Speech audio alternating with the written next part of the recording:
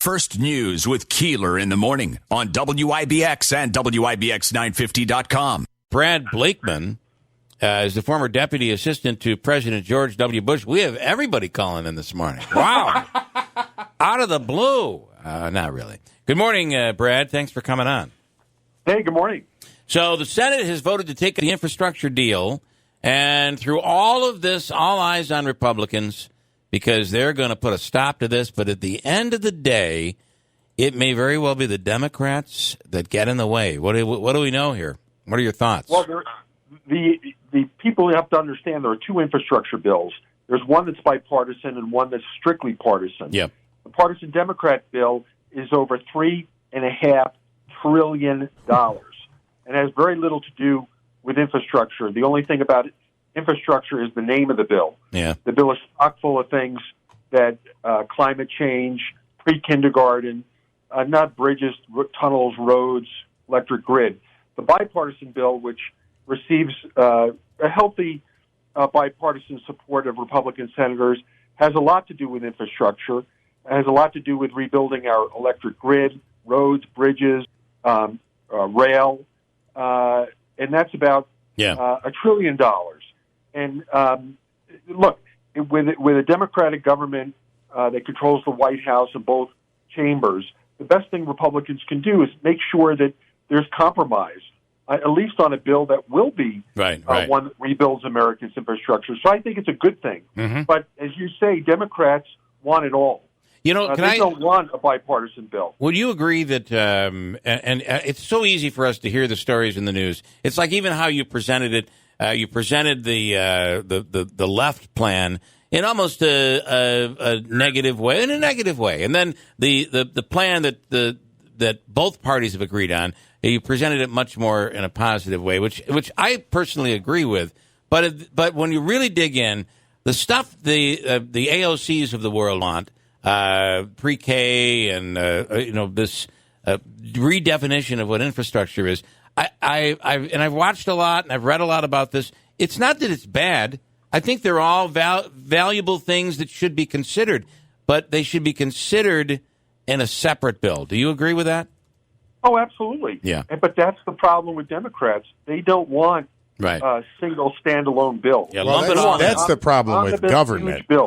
Yeah. That's the problem with government at all levels. Right. How many times do you hear there's a legislator that has voted against a bill, not because of what the bill was, but because what was snuck into the bill? Correct.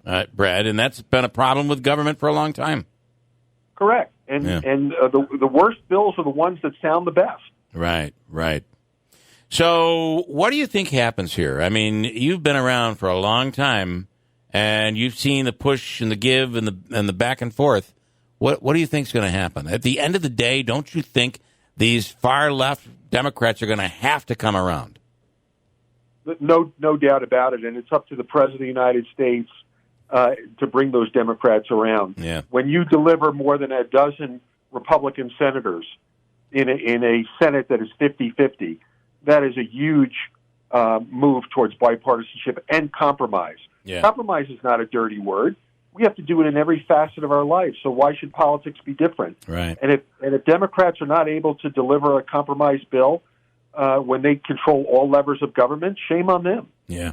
And especially because it's infrastructure. It's not like it's something controversial. Yeah, and it's all in the was the dust is settling on, and I realize this is not necessarily the exact definition of what we're talking about, but I think the collapse of that building in Miami is a pretty good example about what can happen when we're not taking care of our infrastructure, right?